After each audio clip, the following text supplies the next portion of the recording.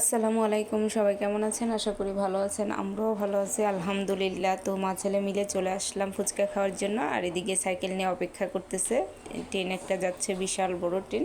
তো আমরা রাস্তার ওপাশে যাব। তো ছেলে অপেক্ষা করতেছে ট্রেনটা কখন যাবে আর কখন আমরা রাস্তার ওপাশে যাব।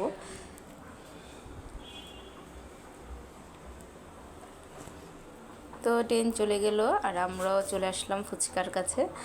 তো উনি ফুচকা অলরেডি বানাচ্ছে। আর এখানে ডাবলি। আর আমরা একটু আগে আগেই চলে আসছি, যেহেতু ফুচকা পছন্দ করে না এমন মানুষ কমই আছে। ফুচকার এখানে প্রচুর ভিড় থাকে, তো সেই জন্য আমরা একটু আগে আগে চলে আসলাম, এর জন্য যাতে একটু উনি ভালোভাবে বানিয়ে দিতে পারে, না হয় পরে খুব তাড়াহুড়া লাগে, কারণ অনেক কাস্টমার থাকে। তো ওনাকে বললাম স্পেশালভাবে বানানোর জন্য, আর উনিও তাই করতেছে, একটু সময় নিয়ে স্পেশালভাবেই বানাচ্ছে।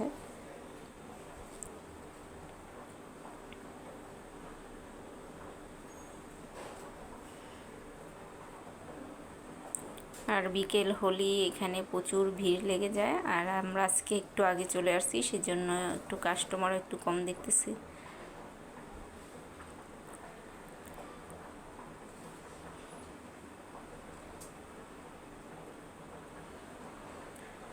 দেখে মনেই হচ্ছে যে মজা হবে।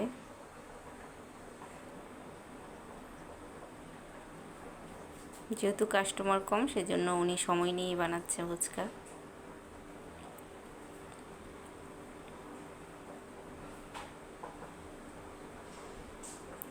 তো উনি এখানে টক নিয়ে নিচ্ছে।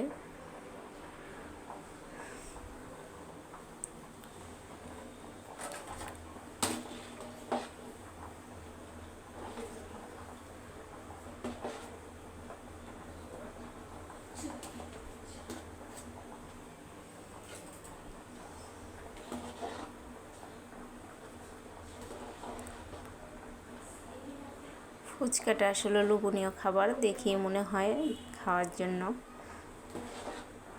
মানে লোভ সামলানো একটু কঠিন হয়ে যায়।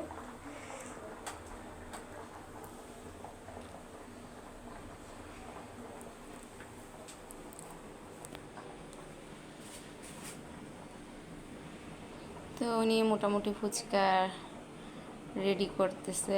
আর ওদিক দিয়ে আরেকটা ট্রেন যাচ্ছে, অনেক বড়, আর এটাতে প্রচুর লোক ভিতরে, আর উপরেও অনেক লোক। ভিতরে জায়গা হচ্ছে না, সেজন্য উপরে ট্রেনের উপরে অনেক লোক উঠেছে।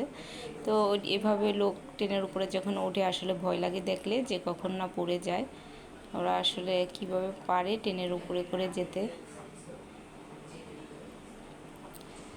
আর তো এদিক আমরা দিয়ে এখন আমাদের ফুচকা ফুচকা রেডি হয়ে খাবো। গেল।